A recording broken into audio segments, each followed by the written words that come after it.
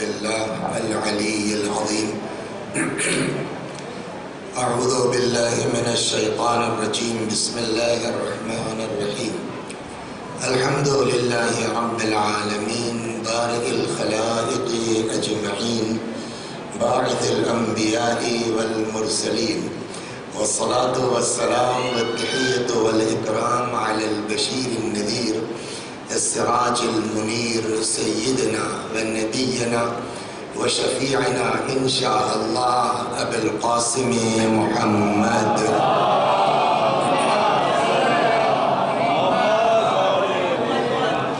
اللهم صل عليه وعلى أهل بيته وظاهر جلالك وجمالك، واللعن على أعدائهم الشاكين فيهم المنحرفين عنهم أجمعين. أما بعد، صدق الله تعالى حيث يقول وهو أصدق الصادقين وقوله الحق.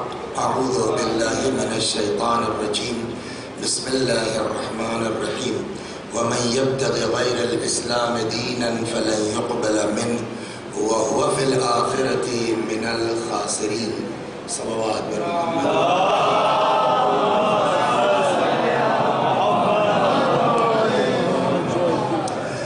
گزارش ہے آپ حضرات سے ایک بار سورہ حمد اور سورہ توحید کی تلاوت فرما کے مرحوم حیدر علی ابن کریم بے، منور علی ابن حیدر علی، شہزاد بی بی بنت غلام حیدر، شہناز بی بی بنت منور علی، ایک بار سورہ حمد و توحید کی تلاوت فرما کے ایصال ثواب.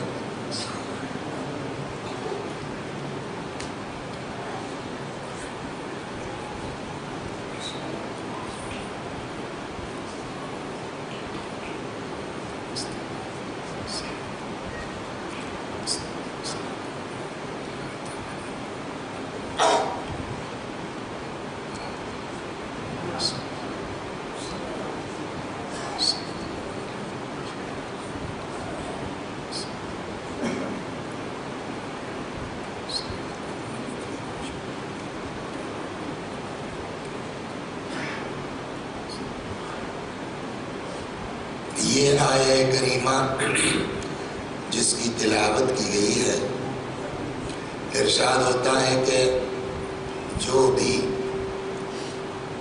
اسلام کے علاوہ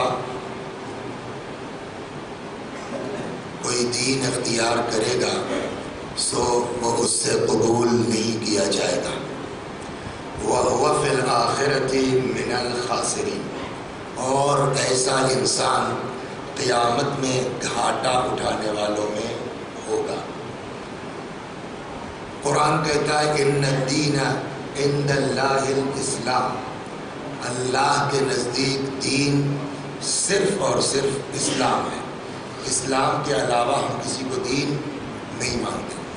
اور یہ جو مسلمان لوگ ہیں یہ کوئی نیا نام نہیں ہے، بلکہ اسی قرآن میں ہے کہ ملت ابیکم ابراہیم هو سماکم المسلمین. یہ تمہارا نام مسلمان جو ہے وہ تمہارے بابا ابراہیم نے رکھا ہے.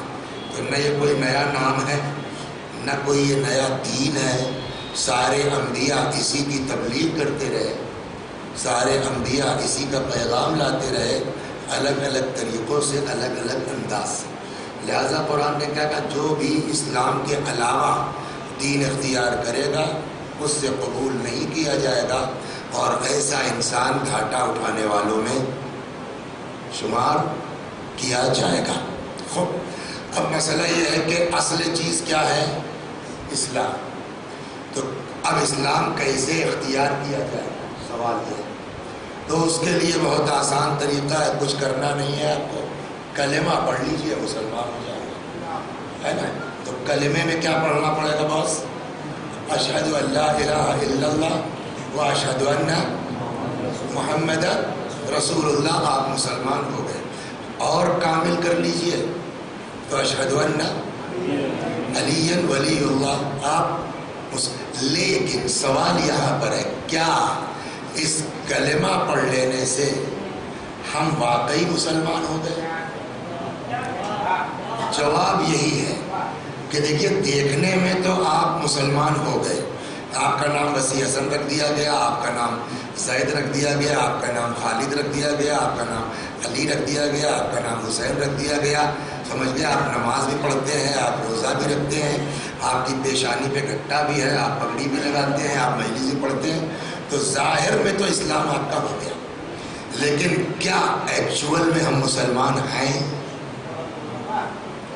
اس کا سیدھا جواب جو ہر سال مقدمے کے طور پہ اتنا اس کا سیدھا جواب ہے کہ مسلمان گھر میں پیدا ہونے سے کوئی مسلمان نہیں ہوتا، رضا تقی نقی جعفر نام رکھ لینے سے کوئی مسلمان نہیں ہوتا، ممبر پر آ کے مجلس ہو سکتا ہے آپ مولانا ہوں مسلمان نہ ہو سکتا ہے آپ ذاکر بہت اچھے ہوں شیعہ نہ ہو سکتا ہے آپ صاحب بیاض ہوں مسلمان نہ ہو سکتا ہے آپ جو ہے وہ انجمن کے صدر اور سیکریٹری ہوں مسلمان نہ ہوں، کا بھیا تو پھر کیسے مسلمان کہلائیں گے؟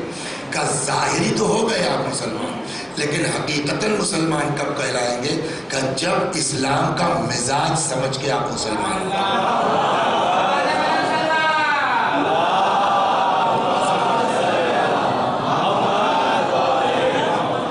جب تک مزاج اسلام سمجھ کے ہم آپ مسلمان نہیں ہوں گے تب تک پگڑی لگا لینے سے کوئی مسلمان نہیں ہوتا، قبا کا لباس کا نام اسلام نہیں ہے، اس قلب کا نام اسلام ہے، اس دل کا نام اسلام ہے، لباس کا نام اسلام نہیں ہے۔ تو پھر ہم واقعی مسلمان کب ہوں گے؟ کہ جب ہم وہ کریں جو دین چاہتا ہے، جو اہل بیت چاہتے ہیں، جو اسلام چاہتا ہے۔ اس کو ہم نے ایک لفظ مختصر کر کے جب تک ہم اسلام کا مزاج سمجھ کے مسلمان نہیں ہوں گے تب تک حقیقی مسلمان نہیں کہا جائے گا۔ تو بھیا تو پھر یہ بھی بتا دیجئے کہ اسلام کا مزاج سمجھیں گے کیسے؟ سوال ہوگا نہیں ہوگا؟ کہ اسلام کا مزاج ظاہر سی بات ہے کہ ہم اگر اپنے اعتبار سے سمجھنا چاہیں گے تو جیسا ہمارا مزاج ہے ہم ویسے ہی توڑ مڑوڑ کو کہ آیتوں کو لے آئیں گے، اس کا مطلب نکالیں گے، لہٰذا ہماری سمجھ کا نام اسلام نہیں ہے۔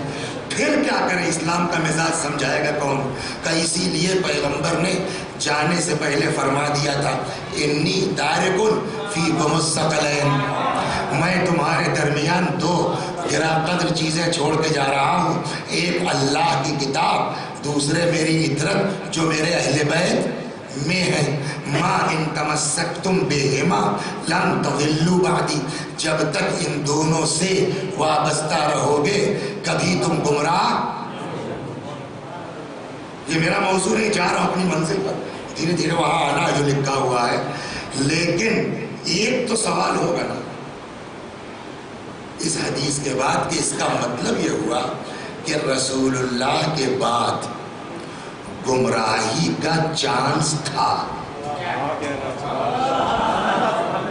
آپ یہ نہیں کہہ سکتے کہ رسول اللہ کے بعد گمراہی کا امکان نہیں ہے، اور اگر گمراہی کا امکان نہ ہوتا تو کبھی رسول اللہ یہ شرط نہ لگاتے ان دونوں سے وابستہ رہو گے تو گمراہی سے بچو گے، ان میں سے کسی ایک کو چھوڑا، ہو گئی نا بات؟ ایک اللہ کی کتاب، دوسرے میری عطرت اور میرے اہل بیت، اور ایسا نہیں ہے کہ اس میں سے آپ کسی ایک کو لے لیجئے تو کام ہو جائے گا، جی نہیں۔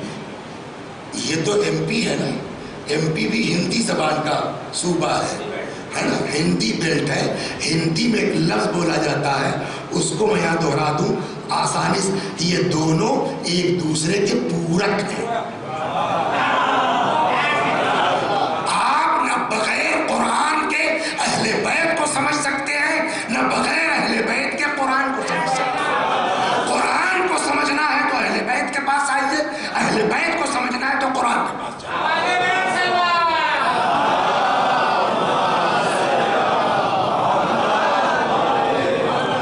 اور ان دونوں کے مشرن کا نام اسلام ہے۔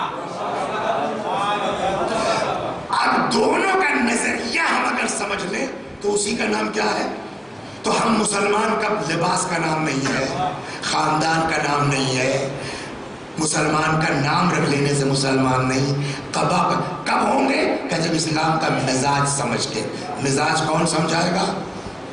اہل بیت۔ سمجھ میں آ گئی بات؟ اسی وجہ سے یہ چوتھا سال و تیسرا چوتھا سال ہے کہ ہم نے شروع کیا کہ ظاہر سی بات ہے کہ ان سے بہتر کوئی اسلام سمجھانے والا نہیں ہے، لہذا 4-5 سال پہلے انتخاب کیا اپنے چوتھے امام زین العابدین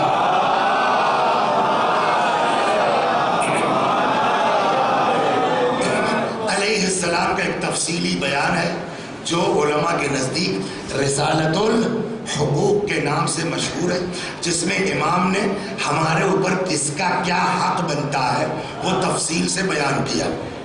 بات ہو چکی کہ ہمارے اوپر زبان کا حق کیا ہے، آنکھ کا حق کیا ہے، کان کا حق کیا ہے، یہ سب کچھ بیان ہو چکا، ہاتھ کا حق، پیر کا حق، یہ باتیں آ گئی۔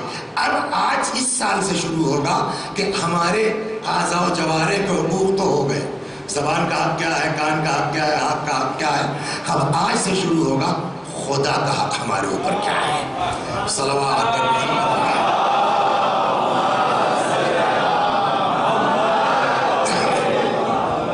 خدا کا حق کیا ہے؟ سیدھے سیدھے جو اللہ نے حکم دیا ہے اس کو بجا لانا، یہ اللہ کا حق ہے۔ اور اب جن جن چیزوں کا حکم دیا ہے ان کے حقوق کیا ہے؟ ظاہر سی بات ہے کہ آپ مسلمان نہیں ہو سکتے جب تک اس کے حکم کی بولیے پابندی نہ کریں۔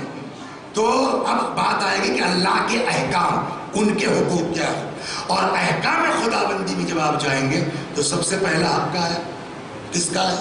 سب سے پہلی چیز کیا ہے احکام الہی میں؟ نماز ہے نا، سب سے پہلے کیا ہے؟ نماز۔ کہتے ہیں روز محشر کہ جان گداز بود اولین پرسش از نماز بود، سب سے پہلا سوال کاہے کا ہوگا؟ نماز کا۔ ابھی میں نماز کے بارے میں چلوں گا، پہلے امام کے جملہ سن لیں کہ امام کیا فرماتے ہیں نماز کے بارے میں، پھر تشریح چلے گی۔ صلوات کرو۔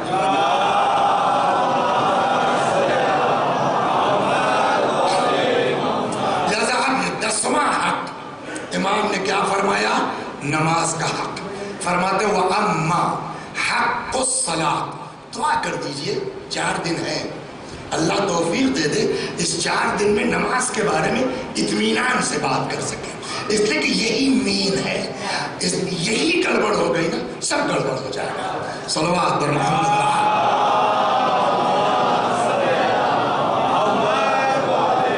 لہذا امام کیا فرماتے؟ فَأَمَّا حَقُّ الصَّلَاةِ، تمہارے اوپر نماز کا حق یہ ہے کہ فَأَن تَعْلَمْ، اس بات کو مان کے چلو کہ انہا وفادۃ الی اللہ، یہ نماز نہیں ہے فقط، وفادۃ الی اللہ، یہ تم نماز کے لیے نہیں کھڑے ہو بلکہ اللہ کی مہمانی میں آئے ہو۔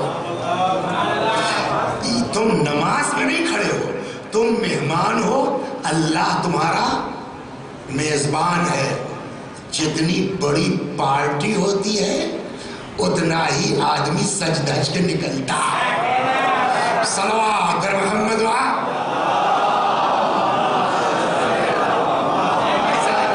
اگلی بات ہے، ابھی آپ کو جو ہے وہ بازار جانا ہے تو آپ 4 بار کنگھی کریں گے، ہم داڑھی ٹھیک کریں گے، سر کو وہ کریں گے، کیوں صاحب بازار جا رہے ہیں۔ اور نماز خدا کے سامنے ہے نا، لنگی پہن کے ہو جائے گی، بنیائن پہن کے ہو جائے گی۔ دیکھیے ایک ہوتا ہے کہ ہاں چل جائے گا، وہ احکام ہے آپ کے، کتاب ناف سے لے کر کے یہاں تک آپ نے ڈھک لیا، نماز ہو جائے گی۔ لیکن واقعی نماز جس کو کہتے ہیں خذو زینتکم عند کل مسجد، قرآن کہتا ہے اللہ کی بارگاہ میں آؤ تو سجدہ کے آؤ۔ صلوات بر محمد۔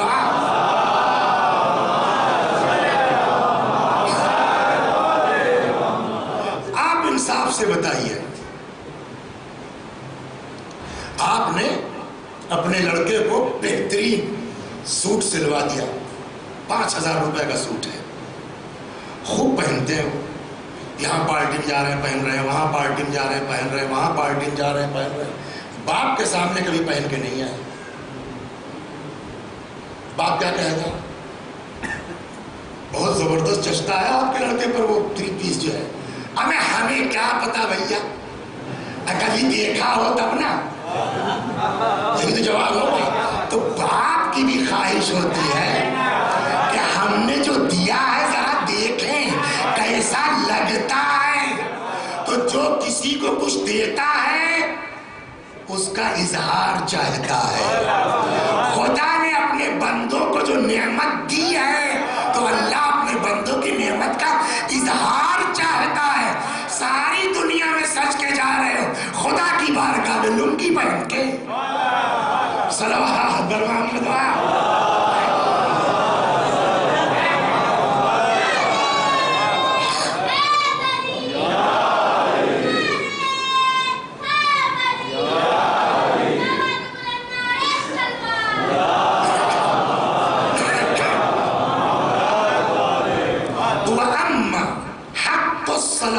امام فرماتے ہیں کہ نماز کا حق تمہارے اوپر کیا، اس کو ہلکا مت لو، لائٹلی مت لو. آگے کھڑے ہو گیا اللہ اکبر بسم اللہ الرحمن الرحیم الحمدللہ رب العالمین الرحمن. جی نہیں، وفادۃ الی اللہ، یہ نماز نہیں ہے، اللہ کے مہمان ہو تم. وانک قائم بین یدیہ، یہ تم کہیں اور نہیں، یہ سمجھ کے آؤ کہ تم اللہ کے سامنے کھڑے ہو. قائم بین یدیہ، تم گویا خدا کے سامنے کھڑے ہو. اور بھی جگہوں پر اس طرح کی روایتیں ہیں جہاں امام نے فرمایا کہ اگر تم نہیں دیکھ رہے ہو خدا کو تو یہ تصور میں رکھو کہ وہ تم کو دیکھ رہا ہے. تو انک قائم بین یدی اللہ، نماز یعنی تم کھڑے ہو کس کے سامنے؟ اللہ کے سامنے. فَإِذَا عَلِمْتَ ذَلِكَ، اور جس دن تم کو یہ احساس ہو جائے گا کہ ہم نماز نہیں بارگاہ الہی کے سامنے کھڑے ہوئے ہیں، تو كنت خلیقا ان تقوم فیہا مقام العبد الذلیل. تو جس دن احساس ہو جائے گا ہم اللہ کے سامنے ہیں، تو پھر کیسے کھڑے ہوگے؟ جیسے ایک بندے ذلیل آقا کے سامنے کھڑا ہوتا ہے. تمہارے اندر خود بخود تب تو ہم کو پہلی چیز کیا ہے نماز کا، کہ نماز میں آؤ مگر یہ سوچ کے آؤ کہ تم کسی اور کے نہیں اللہ کے سامنے آ رہے ہو. اب آئیے تھوڑا سا اسلام میں نماز کی اہمیت کیا ہے اور اس پر بات آگے بڑھاتے ہیں. صلوات.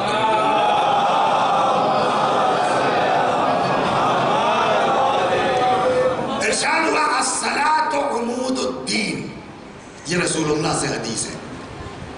کہاں ہے؟ امالی شیخ صدوق صفحہ 461.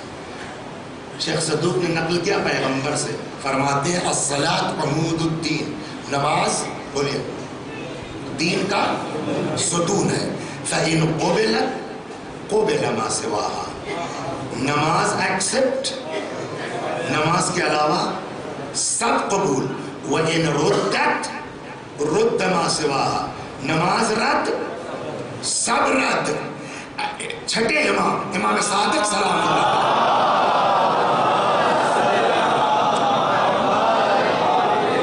فرماتے ہیں اول ما یحاسب به العبد الصلاۃ، سب سے پہلا حساب جو بندے کا کیا جائے گا نا وہ کس چیز کا ہوگا؟ الصلاۃ. فإن قبلت قبل سائر عمله، اگر نماز قبول ہو گئی سارے اعمال قبول ہوں گے.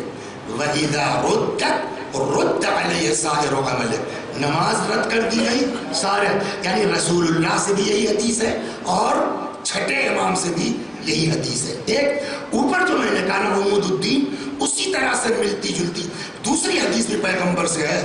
فرماتے ہیں مثل الصلاۃ، نماز کی مثال، مثل عمود الفسطاط، خیمہ لگتا ہے نا تو خیمہ کہے پہ ٹکتا ہے؟ بانس پر، عمود پر.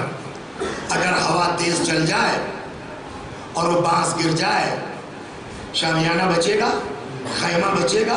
کا نماز عمود فسطاط، خیمے کا بانس کی طرح ہے. جیسے بانس گر گیا، اب چاہے جتنا قیمتی خیمہ ہو آپ کا وہ ٹک نہیں سکتا، ویسے اگر نماز قبول نہیں ہوئی چاہے جتنے قیمتی اعمال ہو کسی کی کوئی اوقات نہیں رہ جاتی۔ پیغمبر کا خطرہ میرا نہیں ہے۔ مثل الصلاۃ مثل عمود الفسطاط، نماز کی حیثیت مثل فسطاط کے عمود کے ہے، خیمے کے بانس کی طرح۔ اذا ثبت العمود، پیغمبر فرماتے ہیں اگر عمود ثابت ثبتت الاطناب، تو رسیاں بھی ثابت رہیں گی، رسی بھی تنی رہے گی۔ والاوتاد، وہ جو بانس لگا ہوا ہے، وہ پھوٹا جو لگا ہوا ہے اسے باندھا جاتا ہے نا، وہ بھی بگا۔ والغشاء واذا انکسر العمود، لیکن اگر بانس ہی گر جائے تو چاہے جتنی بڑی رسی تان رکھی ہو آپ نے، رسی بھی ختم، وہ جو آپ نے کھوٹا لگا رکھا ہے اس کا بھی کوئی فائدہ۔ لم ينفع ودد ولا طنب ولا غشاء، تو نہ قیمتی کپڑا کام دے گا، نہ وہ رسا جو ہے وہ کچھ کر سکتا ہے۔ سب جو ہے وہ کب کام کریں گے؟ جب عمود، وہ بانس، وہ کھمبا رہے گا۔ نماز اگر ہے تو آپ کا حج بھی چلے گا، آپ کی زیارت بھی چلے گی، آپ کی زکوٰۃ بھی چلے گی، آپ کا خمس بھی چلے گا۔ اگر نماز کا ڈنڈا گر گیا تو حج بھی گیا، زکوٰۃ بھی، سب۔ صلوات بر محمد۔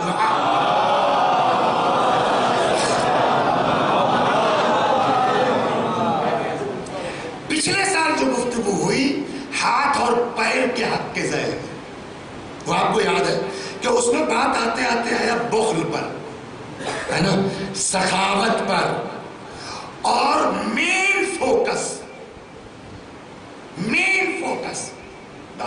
میں نے کہا نا، داڑھی رکھ لینے سے ہم مسلمان نہیں ہوں گے، قبا پہننے سے، پگڑی باندھنے سے مسلمان نہیں ہوں گے۔ مجلس میں مزاج اسلام سمجھ کے ایک خاص بات اسلام کی یہ ہے کہ خدا اپنے بندوں کو چھوڑ کے اپنی عبادت قبول نہیں کرتا۔ میری بات نہیں پہنچی بھی، ابھی سمجھا۔ کوئی عبادت آپ لے لیجئے بغیر فقراء کے کوئی عبادت نہیں ہے۔ حج ایسا لگے گا نا تو اس میں کہاں فقیر ہے؟ تو وہ قربانی کاہے کے لیے ہے نا، وہ کہاں جائے گا؟ فقراء میں جائے گا۔ ٹھیک، زکوٰۃ فقرائی کے لیے ہے، خمس غربائی کے لیے ہے۔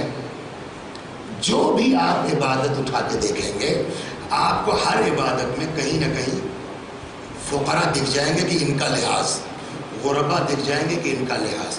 اب آئیے نماز کے بارے میں نے اتنی حدیثیں آپ کو سنائی، ابھی اور آ رہا ہوں، تو یہ طے ہوا کہ مین نماز ہے، اور فوکس کیا ہے؟ یہ قبول تو سب قبول۔ تو نماز کب قبول ہوگی؟ صلوات بر محمد۔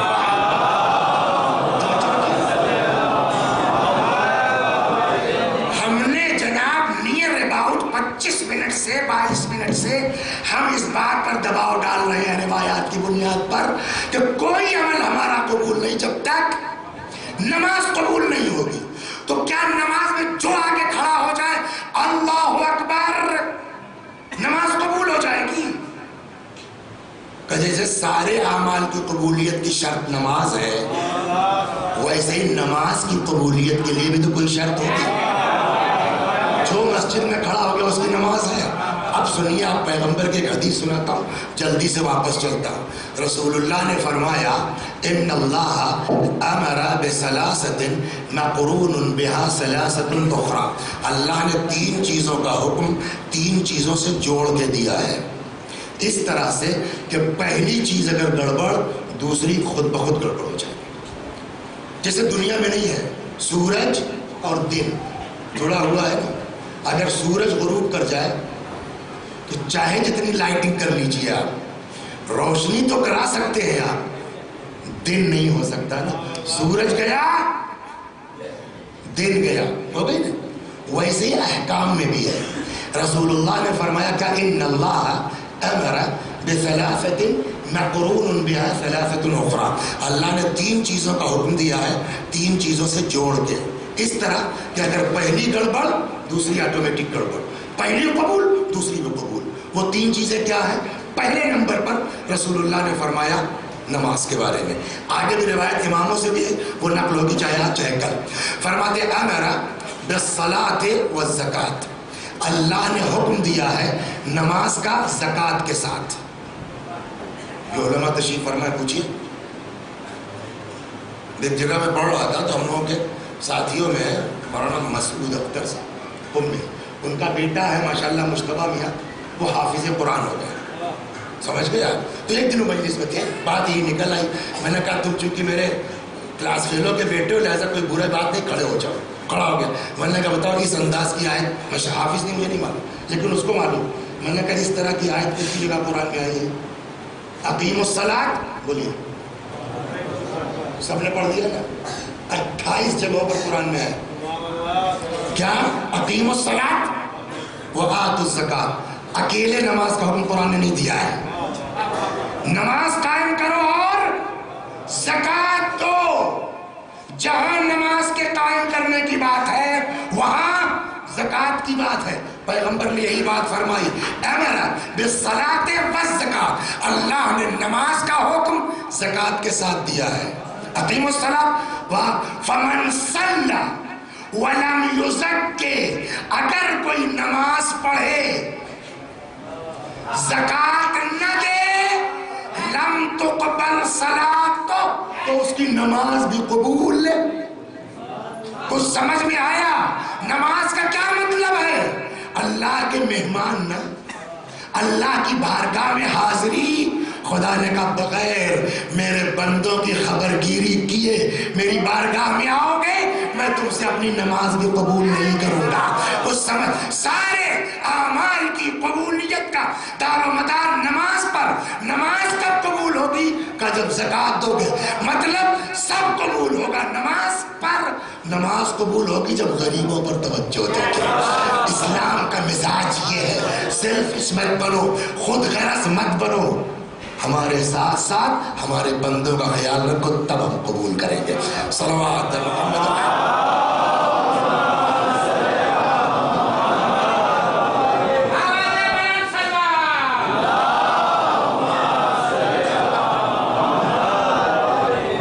تو اے میرا بالصلاۃ والزکوٰۃ، اللہ نے نماز کا اور زکوٰۃ کا حکم ایک ساتھ دیا.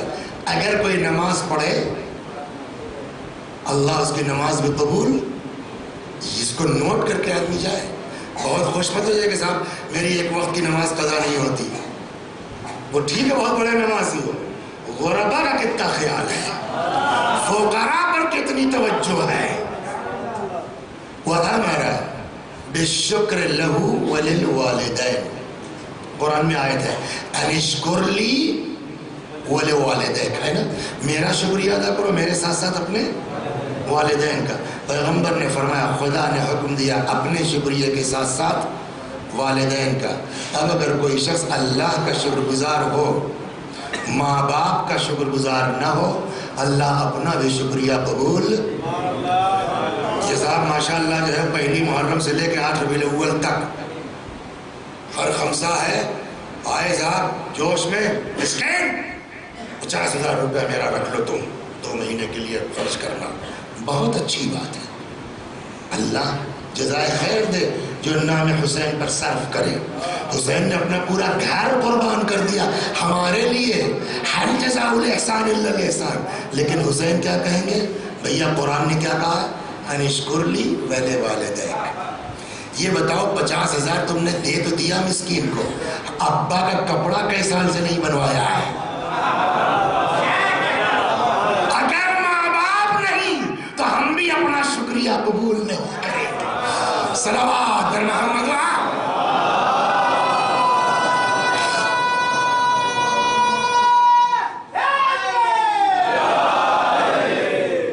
تیسرا وَأَمَرَ بِاتِّقَاءِ اللَّهِ وَصِلَةِ الرَّحِمِ، اور اللہ نے تقوی کا حکم دیا ہے صلہ رحم کے ساتھ، رشتہ داروں کے خیال کے ساتھ. اگر کوئی شخص تقوی اختیار کرے، نماز بڑی پابندی سے پڑھتے ہیں، ہے نا، روزہ بڑی پابندی سے رکھتے ہیں، خوف خدا بہت تقوی ہے، سگے چچا سے بول چال نہیں ہے،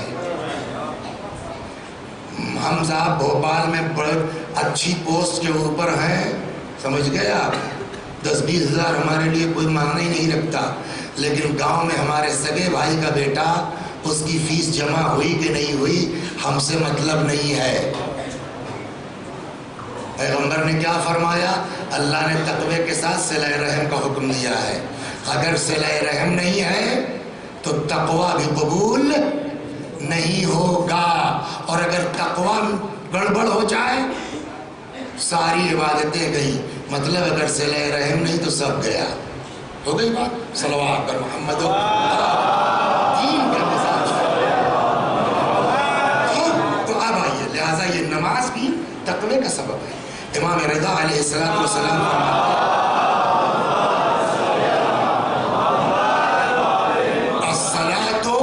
قربان کل تقی، نماز ہر پرہیزگار کی بلندی کا سبب ہے۔ قربان کل تقی، اللہ سے قربت کا ذریعہ۔ ارے آپ نیت کیا کرتے ہیں؟ نماز پڑھتا ہوں میں قربتاً الی اللہ، ہے نا؟ تو امام نے کیا فرمایا؟ قربان کل، یہ نماز سبب ہے ہر متقی کے اللہ سے قربت کا۔ تو اللہ سے قربت بلندی تو ہے، یعنی جیسے جیسے ہماری نماز کی کیفیت بڑھتی جائے گی ویسی ویسی ہماری قربت اللہ سے بڑھتی جائے گی۔ یہاں تک تو کوئی مسئلہ نہیں ہوا، بڑی اہمیت ہے نماز کی۔ آگے پیغمبر نے فرمایا من ترک الصلاۃ متعمدا فقد کفر۔ اس کو، یہ حدیث چھوٹی سی ہے، پیغمبر کی ہے، سمجھ گئے آپ؟ اسی طرح کی چھٹے امام سے بھی ہے۔ اس کو پیشانی پر اسٹیکر کی طرح چپکا لیجئے، یاد کر لیجئے بیٹا کہ رسول اللہ نے کیا فرمایا؟ من ترک الصلاۃ فقد کفر، جس نے، متعمدن کا لفظ ہے، جس نے جان بوجھ کے نماز ترک کی وہ کافر ہے۔ ختم ہو گئی بات؟ میری بات کی تائید ہوئی کہ نام رکھ لینے سے تھوڑی مسلمان ہو جائے گا، داڑھی رکھ لینے سے تھوڑی مسلمان ہو جائے گا۔ پیغمبر کا فقرہ ہے من ترک الصلاۃ متعمدا فقد کفر، جس نے جان بوجھ کے نماز ترک کی وہ انسان کیا ہے؟ کافر ہے۔ یا دوسری جگہ فرماتے ہیں ان یترک الصلاۃ الفریضہ متعمدا او یتہاون، اگر کسی شخص نے جان بوجھ کے نماز چھوڑ دی یا چھوڑی نہیں، ہلکا سمجھ لیا، پڑھا مگر ہاں چلو یار نماز ہی پڑھ لی جائے، ہلکا سمجھ لیا، فلا یصلیھا، جسٹ لائک اس نے پڑھی نہیں ہے۔ صلوات محمد۔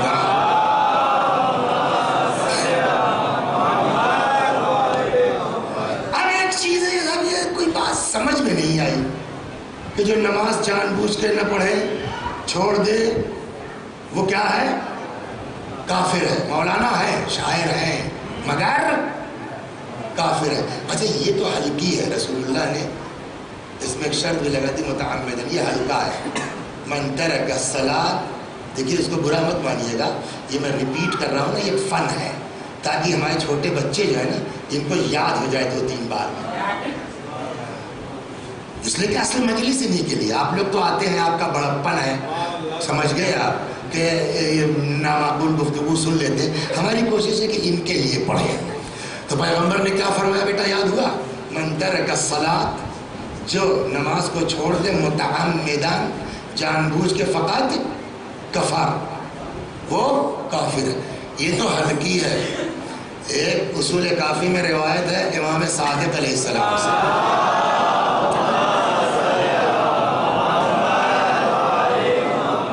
وہ تو بہت ٹف ہے، باپ رے باپ۔ فرماتے ہیں، پھر وہی بات ہے، ہم کسی چیز کو بڑا گناہ سمجھیں وہ ہمارے مزاج کی بنیاد پر ہے، لیکن بڑا گناہ کب ہوگا؟ جس کو یا تو قرآن بڑا کہہ دے یا اہل بیت بڑا کہہ دے۔ صلوات محمد۔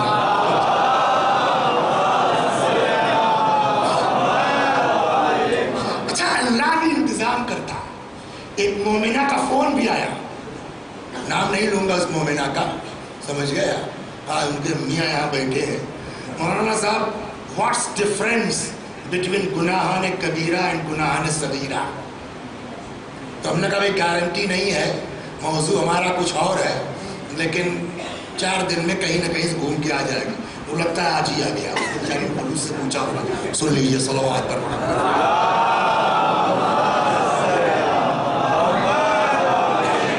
میرے بھائی بات، اسلام ہماری سمجھ کا نام نہیں ہے۔ ہم کسی کو بڑا سمجھ، آپ بتائیے بڑا گناہ کسے کہتے ہیں؟ اب پیغمبر کے پاس آیا، نہیں رک جائیے، پیغمبر، زنا بڑا گناہ ہے کہ نہیں ہے؟ اس سے بڑا کیا ہوگا؟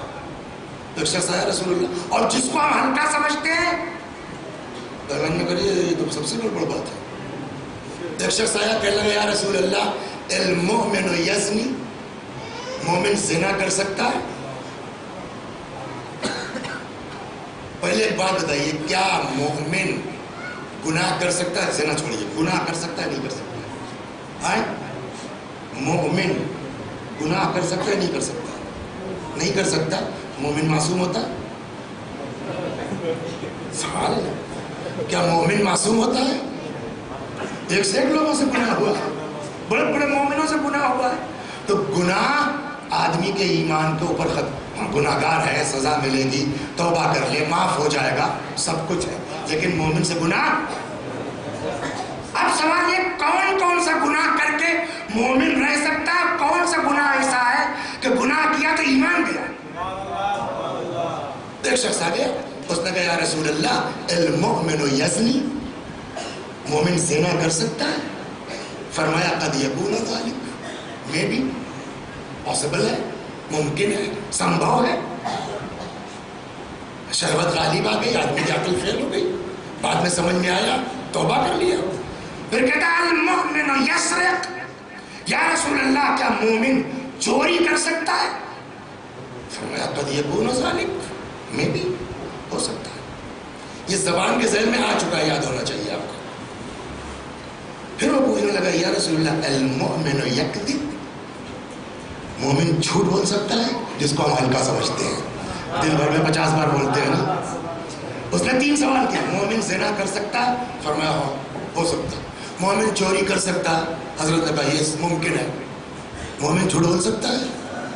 پیغمبر نے فرمایا لا، مومن جھوٹ نہیں بول سکتا۔ تو وہ بھی تو ہماری آپ کی طرح انسان ہے جو پوچھ رہا ہے پیغمبر سے،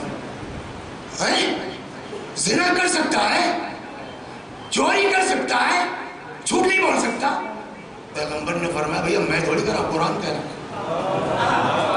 قرآن کہہ رہا۔ کہاں؟ تو قرآن کی آیت پڑھو، انما یفتر الکذب الذین لا یؤمنون، جھوٹ وہی لوگ بولتے ہیں جو مومن نہیں ہوتے۔ تو ہم کس کو جو ہے وہ بڑا سمجھ رہے تھے، قرآن نے کس کو بتایا بڑا؟ صلوات کرنا۔ تو اسلام ہماری سمجھ کا نام نہیں ہے، اسلام وہ ہے جو رسول اللہ نے بتایا ہے۔ اسلام وہ ہے کہ رسول اللہ جن کو اپنے بات بتا کے گئے ہیں، انی تارکن فیکم الثقلین، اطرت جو بتائے گی، اہل بیت جو بتائیں گے، وہ اسلام ہے۔ تو اسے اس مومنہ کا بات آگے جواب دے دیں کہ واقعی گناہ کبیرہ کہتے کس کو ہے؟ صلوات پر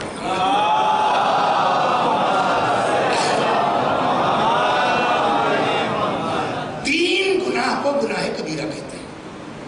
3 طرح کے گناہ کو کیا بولتے ہیں؟ گناہ کبیرہ بولتے ہیں۔ گناہ کی 2 قسمیں، ایک گناہ صغیرہ اور ایک گناہ کبیرہ۔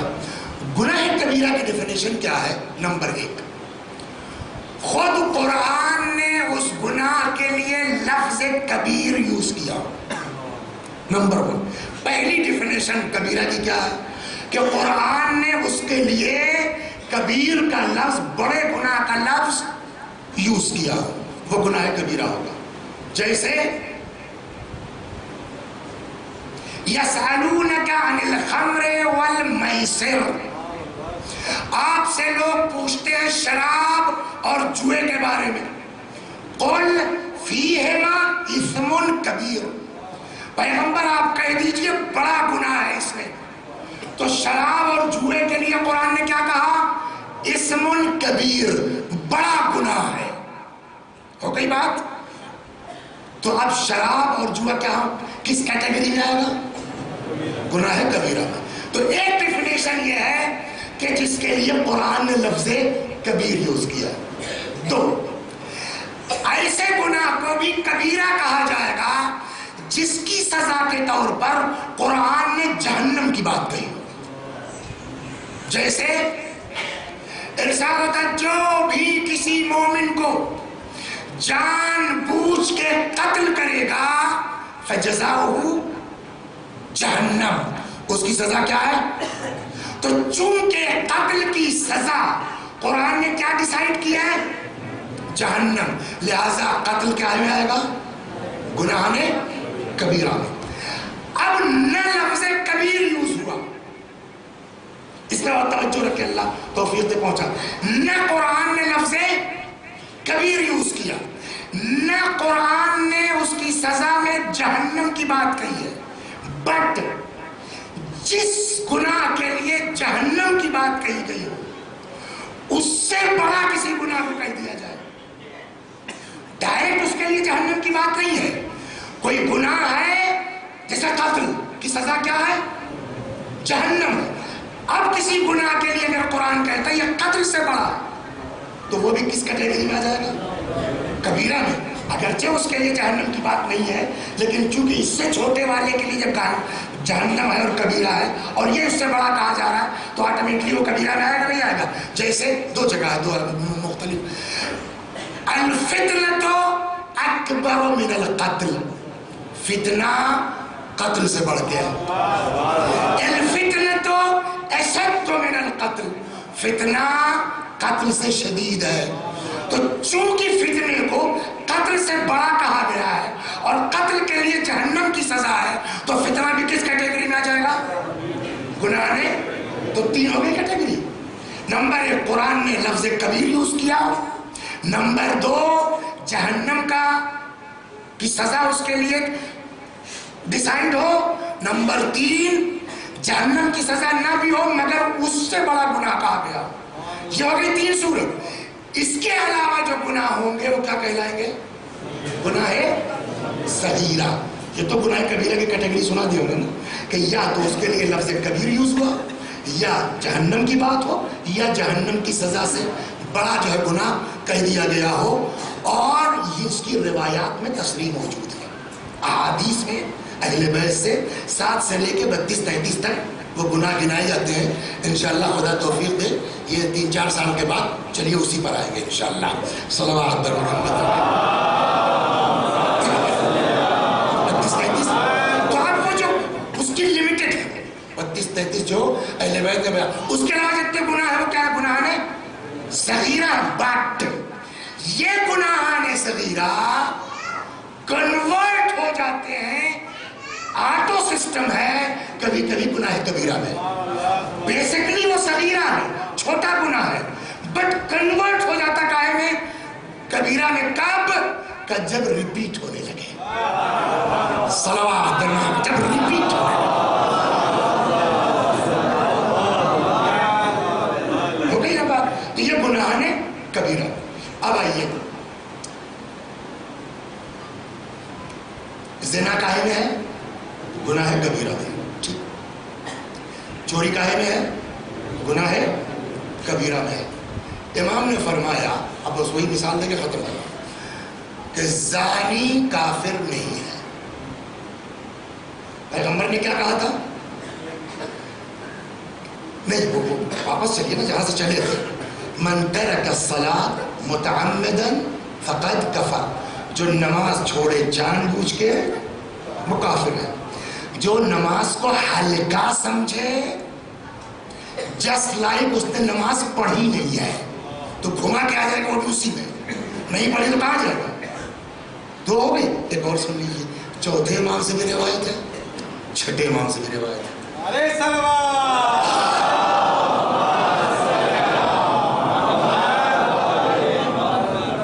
کہ کہ جب حضرت کی شہادت کا وقت آیا نا تو اکٹھا کیا، جو وصیت کی ہے تو اس وصیت میں یہ پیغام دیا ہے آپ کو کہ پہنچا دو کہ جو بھی، یہ نہیں کہا کہ نماز نہ پڑھے گا، نو نو نو نو، من استخف بالصلاۃ، جو بھی نماز کو ہلکا سمجھے گا، جو بھی نماز کو ہلکا سمجھے گا ہم اس کی شفاعت نہیں کریں گے. اور جب اہل بیت کی شفاعت نہیں کریں گے تو ختم ہو گئی نا بات. یہاں کیا ہے؟ زناکار کافر نہیں ہے، تارک الصلاۃ کافر ہے. یہ چھٹے امام، وہ پیغمبر کی روایت تھی. اب یہاں چھٹے امام نے کیا فرمایا؟ مثال، اس سے عظمت کا اندازہ کرو. زنا کرنے والا کافر گناہگار ہے، کوڑے پڑیں گے، گناہ کبیرہ ہے، بٹ مومن ہے. مومن گناہگار ہوتا ہے، لیکن اگر کوئی نماز نہیں پڑھتا تو آپ نہیں کہہ سکتے بڑے مومن آدمی ہے، بڑا خرچ کرتے بڑے مومن آدمی ہے، بڑا لمبا چندہ دیتے بڑے مومن آدمی ہے. کجی نہیں، اگر نماز نہیں ہے کوئی ایمان نہیں ہے. سوال کیا مطلب ہوا؟ اتنا بڑا جرم، زنا، اس کے باوجود ایمان بچا ہے. یہ صاحب 2 ٹائم نماز نہیں پڑھی، ہم نے ایمان چلا گیا.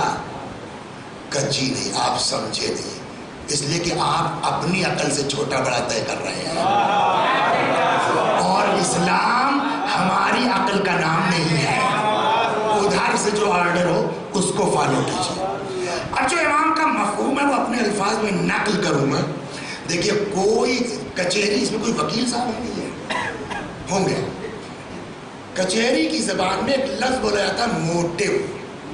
مرڈر ورڈر میں بہت یہ لفظ یوز ہوتا ہے، اور دنیا جہان کے وکلا نہیں، سارے وکلا اس بات پر متفق ہیں کہ کوئی کام بلا موٹیو کے نہیں ہوتا.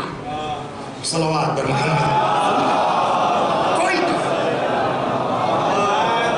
بلا موٹیو یعنی بلا سبب نہیں ہوتا، بلا وجہ نہیں ہوتا، بلا علت نہیں ہوتا. جو بھی آدمی کوئی کام کرے گا اس کے پیچھے کوئی نہ کوئی سبب ہوگا. بلا سبب کام کون کرتا ہے؟ صرف ایک، کرک، دیوانہ، ہے نا، پاگل. پاگل ہے بلا سبب. البتہ کچھ پاگل ایسے ہیں کہ مٹی کا گھرودہ بھی بلا سبب نہیں بناتے. صلاحات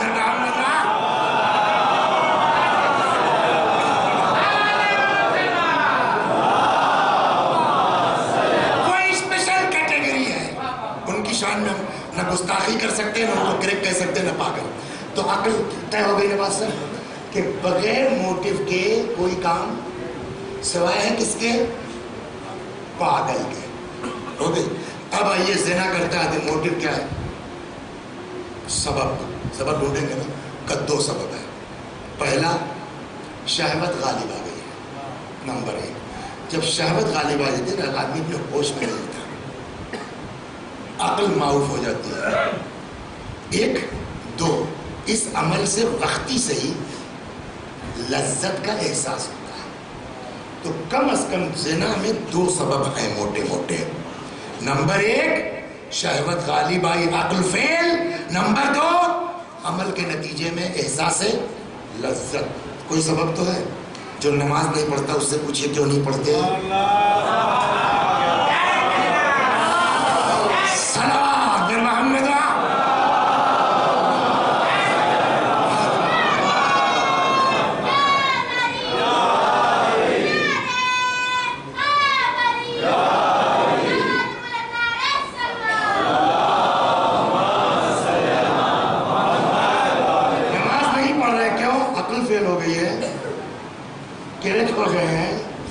دیوانے ہو گئے، یہی تو وجہ ہے. یا نماز نہ پڑھنے میں مزہ ملتا ہے. تو ہم نے تو ایسا دیکھا کہ جو لوگ عادی ہیں اگر کہیں چھوٹ گئی جھٹکے میں تو دن بھر ان کو ٹھہرا یار آج چھوٹ گئی. تو نماز نہ پڑھنے میں لطف نہیں ہے، نماز پڑھنے میں ٹیسٹ ہے، ذائقہ ہے. تو پھر اب اچھا بغیر مقصد کے تو چھوڑے گا نہیں آدمی نماز. پاگل بھی نہیں ہے، بے نمازی اچھا خاصا بھی حکام کر رہا تو پاگل بھی نہیں ہے اور لذت بھی نہیں مل رہی ہے، تو کوئی تو سبب ہے ترک صلاۃ کا. وہ سبب کیا ہے سمجھا دیں؟ صلوات پر محمد.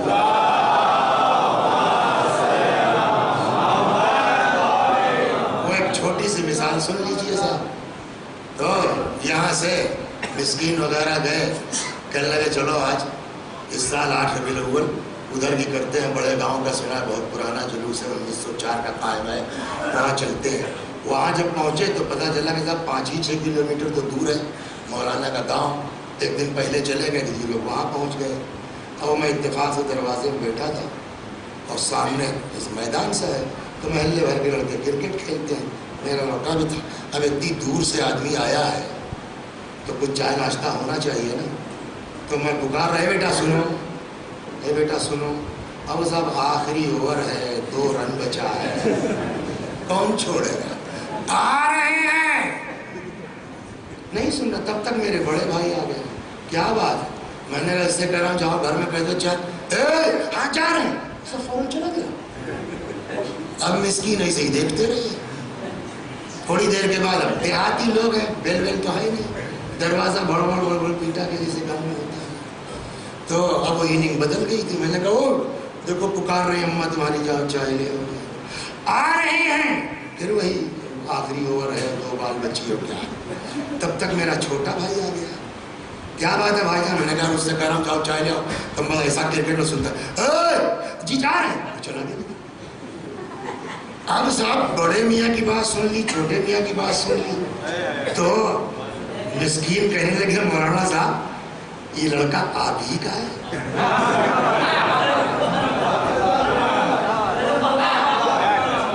کچھ سمجھ میں آئی؟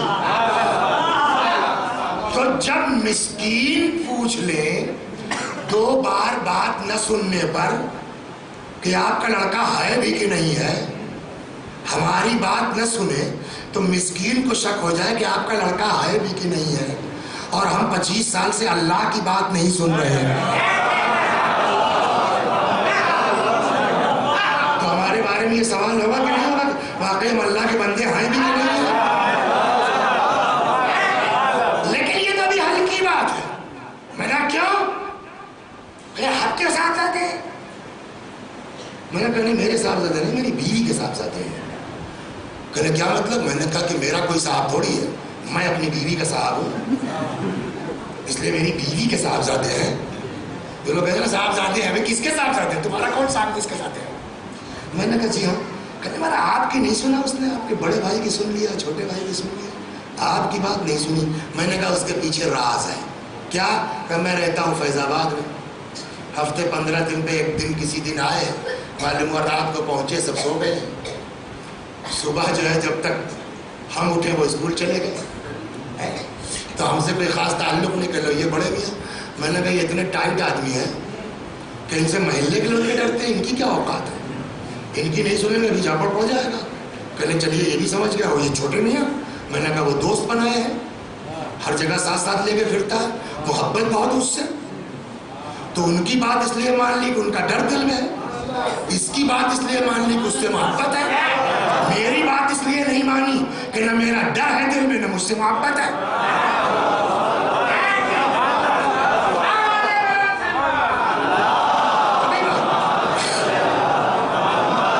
کچھ سمجھ میں آیا؟ تو آدمی کسی کا حکم کب مانتا ہے؟ جب یا تو حاکم کا ڈر ہو یا حاکم سے محبت ہو. نماز کا حکم دینے والا کون ہے؟ اللہ. اور ہم نہیں سن رہے ہیں، مطلب نہ ہم کو اللہ کا ہمارے دل میں ڈر ہے نہ ہم کو اللہ سے محبت ہے. تو جس کے دل میں نہ خدا کا خوف ہو نہ خدا کی محبت ہو، داڑھی رکھ لینے سے تھوڑی مسلمان ہو جائے گا.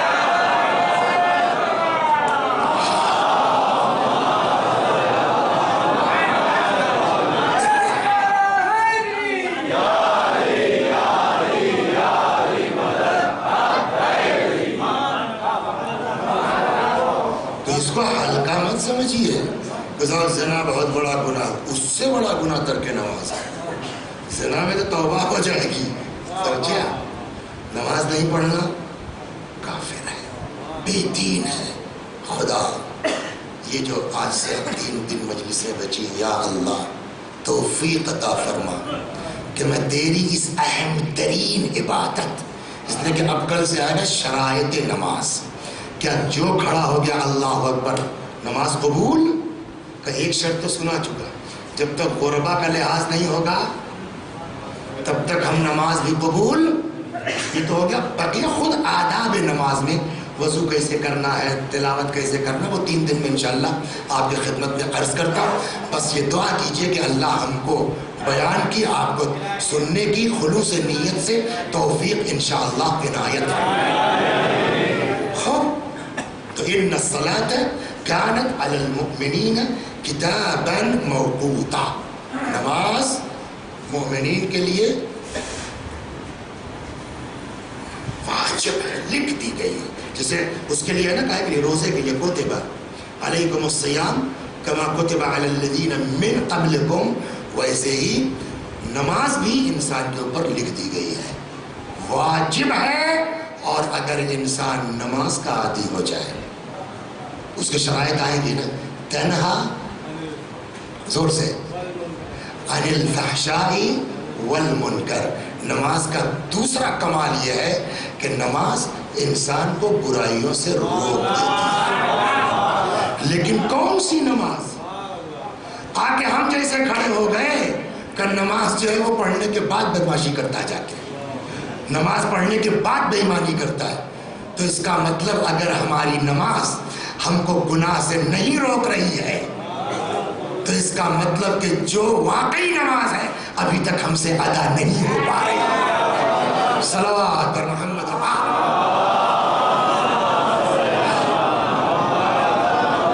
تو آج کی مجلس کا خلاصہ 2 لفظوں میں، اللہ اپنی عبادت کے ساتھ اکیلے عبادت پسند نہیں کرتا.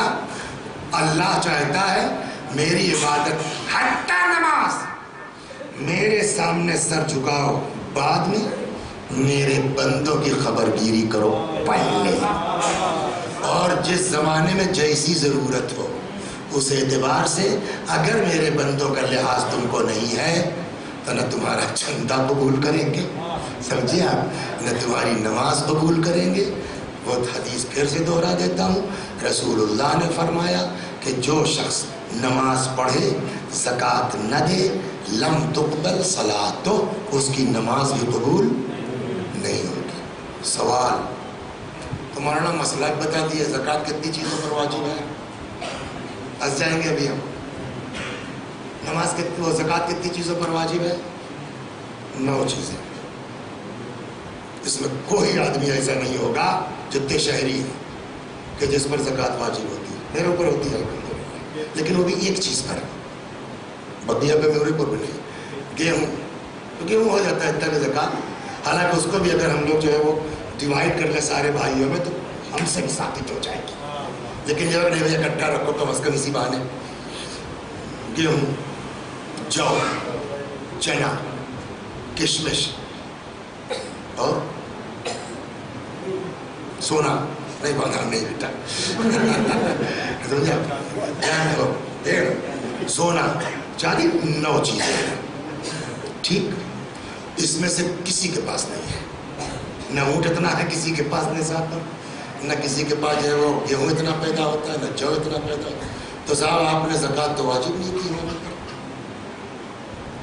اور آپ کہہ رہے ہیں جو زکوٰۃ نہیں دے گا اس کی نماز قبول نہیں کریں گے. تو واجب کیجئے، تو واجب نہیں کریں گے. صاحب ایسی زبردستی کیا ہے؟ ہاں جی، زکوٰۃ کی 2 قسمیں، ایک ہے زکوٰۃ واجب، ایک ہے زکوٰۃ مستحب. حتیٰ کہ جو آپ فطرہ نکالتے ہیں نا عید کے دن، اس کا بھی کیا نام ہے؟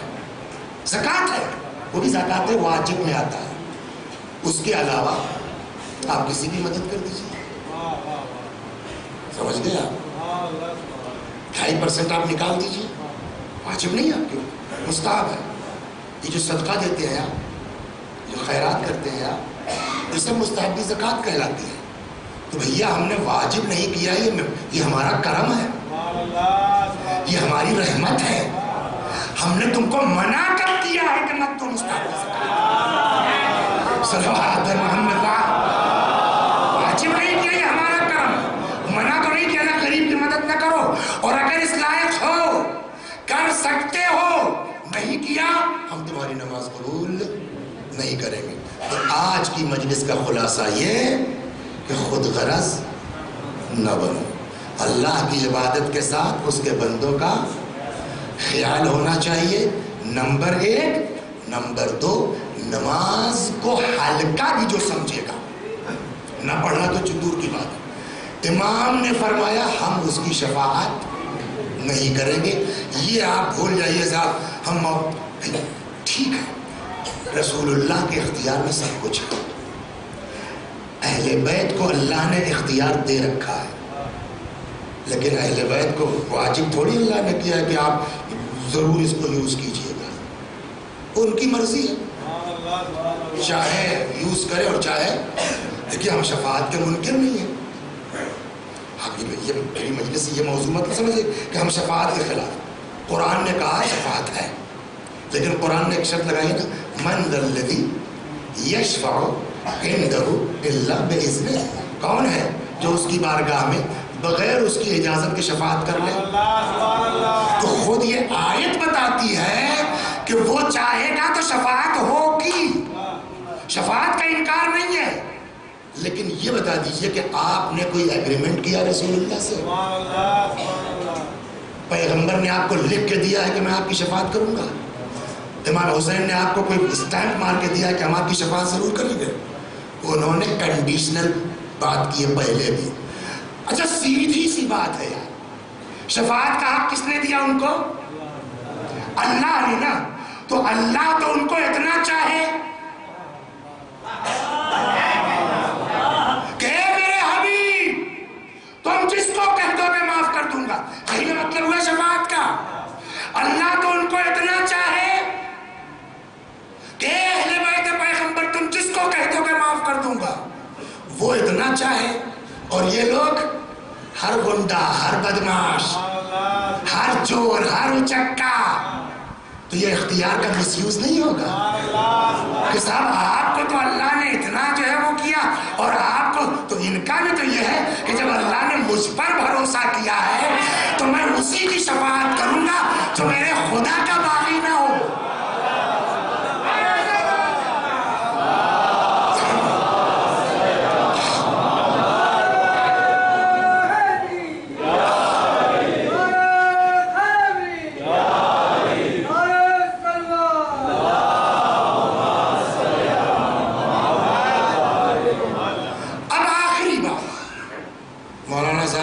تو جو ہے وہ دہلا دیا، اٹیک ہونے کی نوبت، اب کیا کریں؟ 40 سال کے ہو گئے ابھی تک تو نہیں شروع کیا نماز، ہے نا؟ تو اب یہاں میں نہ اہل بیت کی بات کروں گا نہ رسول اللہ کی بات کروں گا، جس کا میٹر ہے اسی سے پوچھیں، اللہ میاں غلطی تو ہو گئی اب کیا کریں؟ اب سے مسلمان ہو سکتے ہیں؟ آواز آئے گی کاہے میں ٹینشن لیتے ہیں؟ ہمیں تمہارے ابا سے زیادہ ہم تم کو چاہتے ہیں، ہمیں تمہاری اماں سے زیادہ ہم تم کو چاہتے ہیں۔ ابا کی بات 2-4 سال نہ سنو وہ آگ کر دیتے ہیں، اماں دودھ نہیں بخشتی۔ خدا کیا کہتا ہے؟ قل یا عبادی الذین اسرفوا علی انفسہم لا تقنطوا من رحمت اللہ ان اللہ یغفر الذنوب جمیعا، یہ حدیث نہیں قرآن ہے۔ اے میرے حبیب جب میرے بندوں سے کہہ دیجئے، قل کہہ دیجئے، ان لوگوں سے جنہوں نے گناہ کی وجہ سے اپنے نفسوں کے ظلم کیا ہے، لا تقنطوا من رحمت اللہ کی رحمت سے مایوس نہ ہو، ان اللہ یغفر الذنوب جمیعا، اللہ تمہارا سارا گناہ معاف کر دے گا۔ اذا سألک عبادی عنی فانی قریب، جب میرے بندے میرے بارے میں آپ سے پوچھیں، آپ کہہ دیجئے میں اپنے بندوں سے بہت قریب ہوں، اجیب دعوت الداعی اذا دعان، جب میرا بندہ مجھ کو پکارتا ہے تو میں اس کی پکار کو سنتا ہوں۔ فَلْيَسْتَجِيبُوا لِي وَلْيُؤْمِنُوا بِي، ان سے کہو مجھ پر ایمان لائیں، مجھ کو پکارے، لَعَلَّهُمْ يَرْشُدُونَ، تاکہ ان کو راہ ہدایت مل جائے، راہ رشد مل جائے۔ ایک جملہ ہر سال مجلس میں کہیں نہ کہیں سے گھوم کے آ جاتا ہے، شکر ادا کیجئے اللہ نے ہم کو آپ کو ایسے گھر میں پیدا کر دیا، اہل بیت میں لے۔ آپ یقین کیجئے میرا دعویٰ غلط نہیں ہے، کسی مسلک میں، کسی مذہب میں خدا سے بات کرنے کا وہ سلیقہ اور ہنر نہیں ہے جو اہل بیت کے صدقے میں آپ کے پاس ہے۔ اہل بیت نے دعاؤں کے ذریعے، وہ دعا ہی صرف نہیں ہے، انہوں نے دعاؤں کے ذریعے اللہ کی معرفت کروائی ہے۔ اچھا یہ ایک سوال کا جواب دیجئے، اہل بیت کی جو دعائیں ہیں وہ حقیقت ہے چاپلوسی اور بٹرنگ؟ حقیقت ہے نا؟ مفاتیح کے اندر 15 مناجاتیں ہیں، 15 پہلی مناجات ہے، اس کا نام مناجات التائبین۔ اس مناجات التائبین میں ایک جگہ امام فرماتے ہیں الہی ان کان الندم علی الذنب توبۃ فإنی وعزتک من النادمین۔ خدا اگر اپنے گناہ پہ پچھتانا یہی توبہ ہے تو تیری عزت کی قسم ہم اپنے گناہ پہ نادم ہیں۔ کیا مطلب ہے؟ اہل بیت بتانا چاہتے ہیں خدا اتنا کریم ہے کہ خالی تم اپنے گناہ پہ شرمندہ ہو جاؤ اللہ اس کو توبہ مان لیتا ہے۔ خدا اتنا کریم ہے، اسی لیے اہل بیت نے جو بتایا ہے نا، ایک صحابی تھے، امام نے کہا بتاؤں تم کو فقیہ واقعا فقیہ کون ہے؟ اس کو میں گھما کے لاتا ہوں ممبر، جی مولا فرمائیے کہ فقیہ اس کو کہتے ہیں جو لوگوں کو اللہ کی رحمت سے مایوس نہ کر دے اور لوگوں کو خدا کے گناہ پہ جری نہ بنا دے۔ اتنی ٹائٹ مجلس نہ پڑھ دیجئے کہ آدمی کا ہارٹ فیل ہو جائے کہ اب تو بچنا مشکل ہے، اور نہ ایسا پڑھ دیجئے کہ بے یار دنیا کو ٹینشن، تم کو کیا ٹینشن ہے، تمہارے تو اہل بیت سے بات کرنے والے ہیں۔ بیچ میں رکھو، کچھ کھٹا کچھ میٹھا، نہ ایک دم بندوں کو خائف کرو خدا سے اور نہ بندوں کو نا امید کر دو خدا سے اور نہ جری بنا دو، دونوں چیزیں ہیں۔ اسی لیے دن میں بھی میں نے عرض کیا تھا جو مومن کی پہچان بتائی گئی ہے نا وہ یہی ہے، مومن کبھی اپنے ایمان پر گھمنڈ نہیں کرتا، اپنے عبادت پر گھمنڈ نہیں کرتا، اس لیے کہ وہ ڈرتا رہتا ہے پتہ نہیں قبول ہے کہ نہیں ہے۔ اسی خوف اور امید کا حقیقی نام ایمان ہے۔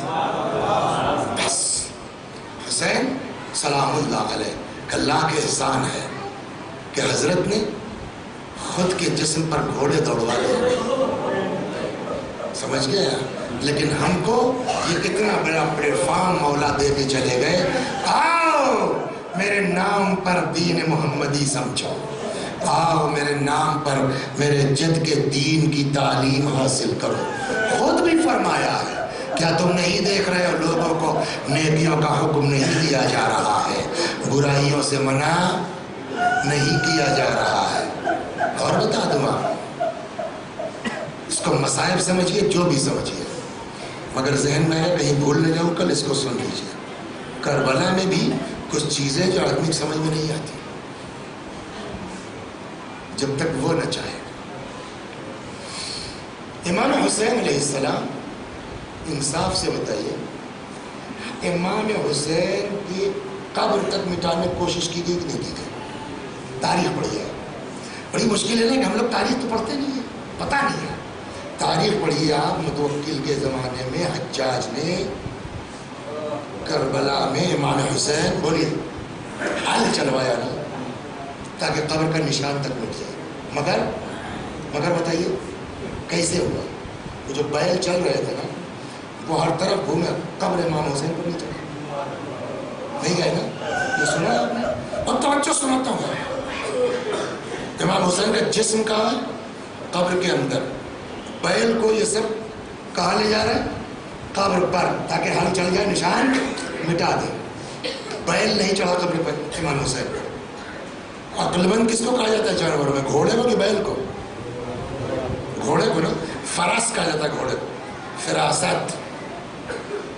اگر کسی کو بیوقوف کہنا کہ بیل اٹھا ایک دم ہے نا، کہتے ہیں بیل، لیکن بیل اٹھا، تو بیل بیوقوف جانور کہا جاتا ہے، گھوڑا عقل مند.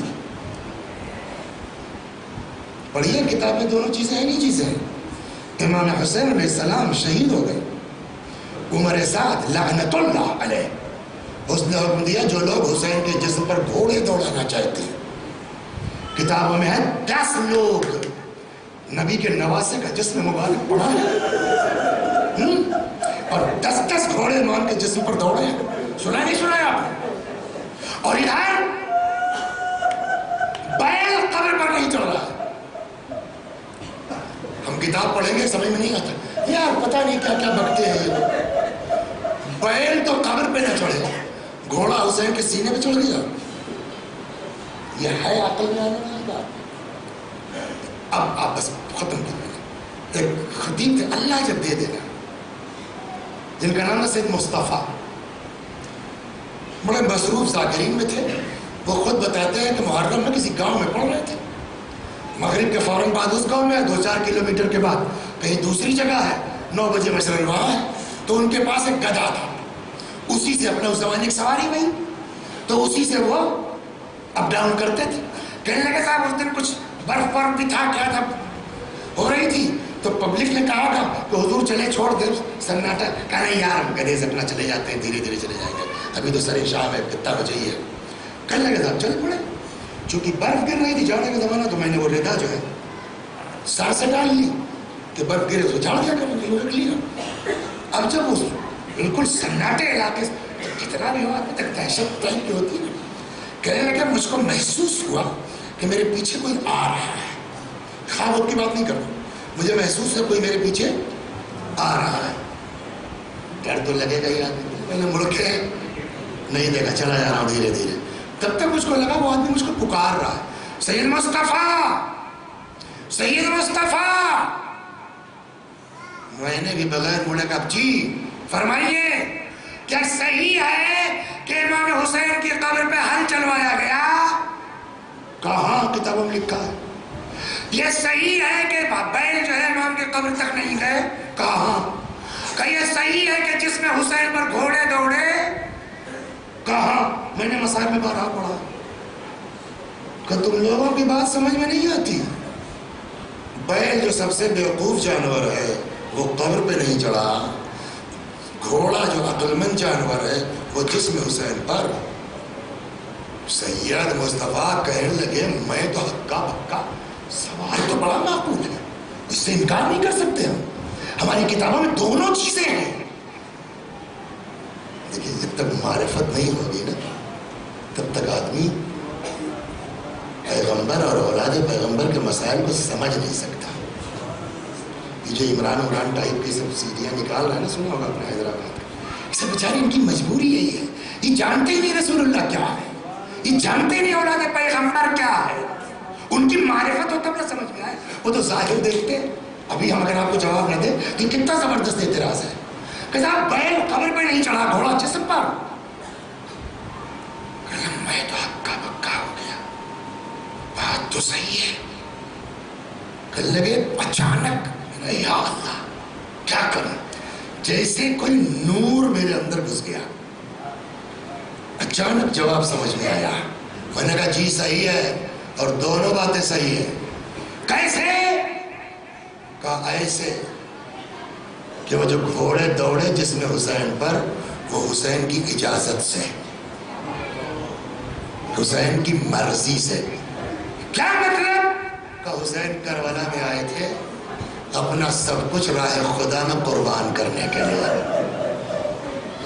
اس لیے کہ دعائیں عرفہ میں یاد ہے حسین کا جملہ، فرماتے خدا جس نے تجھ کو پا لیا اس نے کیا کھویا، جس کو تو نہیں ملا اس کو کیا ملا ہے.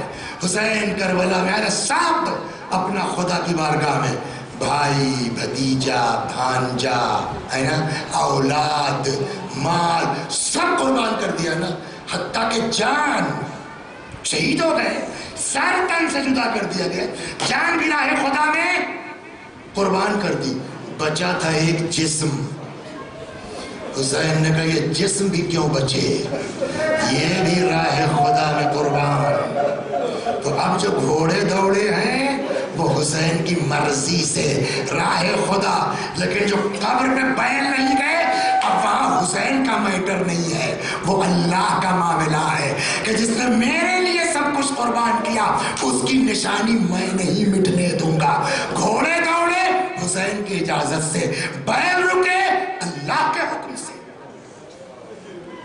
سمجھ میں آیا؟ حسین کون ہے؟ بلا وجہ تھوڑی رسول اللہ نے فرمایا حسین مجھ سے ہے اور میں حسین سے. بلا وجہ رسول اللہ نے نہیں فرمایا. اللہ اس سے محبت کرتا ہے جو حسین سے محبت کرتے ہیں. کیوں؟ حسین نے اپنا سب کچھ راہ خدا میں دیا، حتی جسم بھی راہ خدا. تب اللہ کا یہ جواب ہے، حسین اب تمہاری یاد دلوں میں رہے گی. میرے گھر سے زیادہ مجمع تو نہ صحیح تمہارے روزے پہ میں پہنچا دوں. یہ مرضی خدا ہے، یہ مرضی خدا ہے. اللہ اکبر. بس دو جملے اور ختم دعا، سب چلے گئے. میرا مولا اکیلا ہے، میرا مولا تنہا ہے. بچہ بات ہے، چلیے اسی کی بات کر لیتے. کتنا سمجھدار ہے. اول تو عام گھوڑا جو جائے کہ حسین کا گھوڑا ہے، رسول اللہ کا گھوڑا. کہتے ہیں کہ جب آقا گھوڑے سے گر پڑے، ذوالجناح کو احساس ہوا میرا سوار گر پڑا. کتنا سمجھدار ہے. کہتے ہیں کہ لجام دانت میں دباتا تھا اور بار بار لا کے مولانا حسین کے ہاتھ پہ رکھتا. سمجھے آپ کیوں؟ جانور ہے نا، وہ تو اپنی بات نہیں کہہ پائے گا. اپنی عقل میں یہی بات آتی ہے کہ شاید اس کے ذہن میں تھا کہ ایک بار اگر یہ لجام پکڑ کے سوار ہو جائے میں ان کو زینب تک پہنچا دوں. ہاں، اتنے میں عمر ساتھ مرہون نے کہا پکڑ لے اس گھوڑے کو، فَإِنَّهُ مِن جَوَادِ رسول اللہ. یہ پیغمبر کا گھوڑا ہے. یزیدیوں نے گھیرا ہے، جانور ہے گھوڑا. ہاتھ پیر چلانا شروع کیا. جانتے ہیں 40 یزیدیوں کو گھوڑے نے مارا. 40 کو. جب کسی کی پکڑ میں نہیں آ رہا تھا، عاجز آ کے عمر ابن سعد نے کہا کہ جانے دو، دیکھیں کیا کرتا ہے. اب روایت کہتی ہے فَلَمَّا أَمِنَ الْجَوَادِ. جب ہٹ گئے سپاہی، گھوڑے کو کچھ امن کا احساس ہوا تو روایت کہتی ہے پھر بھاگ کے آ گیا امام کے پاس. لیکن اب لجام نہیں رکھ رہا ہے ہاتھ پر. لگتا ہے مایوس ہو گیا کہ نہیں سوار ہو پائیں گے. جانتے ہیں اب کی کیا کیا اس نے؟ اپنی پیشانی یا کاکل زلفیں امام کے خون سے رنگین کی اور تیزی کے ساتھ بھاگتا ہوا در خیمہ پہ آن کے ہنہنانا شروع کیا. ہم آپ تو جانور کی زبان نہیں سمجھتے نا. اہل بیت کو یہ بھی پتا ہے. 5ویں امام نے بتایا وہ کیا کہہ رہا تھا اپنی زبان میں. ہنہنا تھوڑی رہا تھا فقط. امام فرماتے ہیں وہ کہہ رہا تھا الظلیم من امت قتلت ابن بنت نبیہا. اور کتنے ظالم ہیں یہ لوگ، کتنے ظالم ہیں یہ لوگ جنہوں نے اپنے نبی کی بیٹی کے بیٹے کو مار ڈالا. گھوڑے کی آواز خیمے کے اندر پہنچی. بیویاں گھبرا کے نکل آئیں. کسی نے گھوڑے کی گردن میں باہیں ڈال دی، کوئی گھوڑے کے پیروں سے لپٹ گئی. کہتے اتنے میں ایک 3-4 برس کی بچی آئی، آن کے کہتی ہے اے میرے بابا کے گھوڑے اتنا بتا دے حل سقیا بھی ام قتل عطشانا. ارے میرے بابا کو پانی ملا تھا یا میرا باپ پیاسا مارا.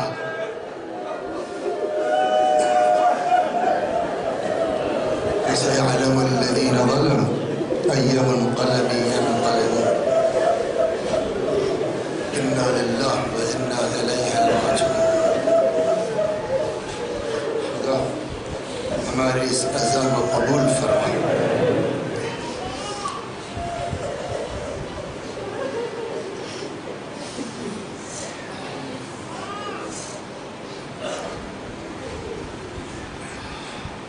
آپ مجلس میں آئے، آپ کو ثواب مل گیا، گریہ کیا۔ جن لوگوں نے ہم کو پالا ہے، پرورش کی ہے، آج وہ قبر کے کونوں میں ہیں، تو ان کو بھی تو خواہش ہوگی نا ہمارے بچے کچھ ہم کو بھیجیں۔ تو یہ کئی سال سے چل رہا ہے مجلس کے بعد اس نیت سے کہ ایک تو وہ نام گنا چکے، اور جتنے لوگ اس مجلس میں آئے ہم سب کے بزرگوں کو، میں بھی پڑھتا ہوں، آپ بھی اس نیت سے پڑھیے، شاید ان مرحومین کی دعا لگ جائے، اللہ ہماری توفیق میں اضافہ کر دے۔ اللہم صلی علی محمد و آل محمد، اللہم صلی علی محمد و آل محمد، اللہم صلی علی محمد و آل محمد۔ اعوذ باللہ من الشیطان الرجیم، بسم اللہ الرحمن الرحیم، الحمد للہ رب العالمین، الرحمن الرحیم، مالک یوم الدین، ایاک نعبد و ایاک نستعین، اهدنا الصراط المستقیم، صراط الذین انعمت علیہم غیر المغضوب علیہم ولا الضالین۔ بسم اللہ الرحمن الرحیم، قل هو اللہ احد اللہ الصمد، لم یلد ولم یولد ولم یکن له کفوا احد۔ بسم اللہ الرحمن الرحیم، قل هو اللہ احد اللہ الصمد، لم یلد ولم یولد ولم یکن له کفوا احد۔ بسم اللہ الرحمن الرحیم، قل هو اللہ احد اللہ الصمد، لم یلد ولم یولد ولم یکن له کفوا احد۔ كذلك الله ربنا صدق الله العلي العظيم۔ اللهم صل على محمد وآل محمد، اللهم صل على محمد وآل محمد، اللهم صل على محمد وآل محمد وعجل فرجهم۔ پروردگارہ اس سورہ حمد و توحید و صلوات کا ثواب مرحوم حیدر علی، منور علی، شہزاد بی بی، شہناز بی بی، وہ مومنین محبان علی جن کو کوئی ایصال ثواب کرنے والا نہیں ہے، اور اس مجلس میں مرد و عورت ہم سب جتنے ہیں، ہمارے بزرگوں کی روحوں تک پہنچا دے، ان کے گناہوں کو بخش دے یا اللہ، ہمارے گناہوں کو بخش دے، ہمارے ماں باپ کے گناہوں کو بخش دے، ہمیں اعمال خیر کی توفیق کرامت فرما۔ ایک مومنہ مریض ہے، مریضہ ہے، ان کے لیے دعا کے لیے کہا گیا، سارا وفد العباس کے لیے، یا اللہ اس مومنہ کو بحق امام زین العابدین شفاء کامل و عاجل عنایت فرما۔ خدا ہم سب کو اس دنیا میں قبر حسین علیہ السلام کی زیارت، آخرت میں شفاعت حسین علیہ السلام نصیب فرما۔ ہمارے مولا، ہمارے آقا، ہمارے مالک، ہمارے صاحب، ہمارے سید و سردار امام زمانہ کو ہم سے راضی اور خوشنود فرما، حضرت کے ظہور میں تعجیل فرما، ہمیں آقا کے غلاموں میں شمار فرما۔ وآخر دعوانا ان الحمد للہ رب العالمین۔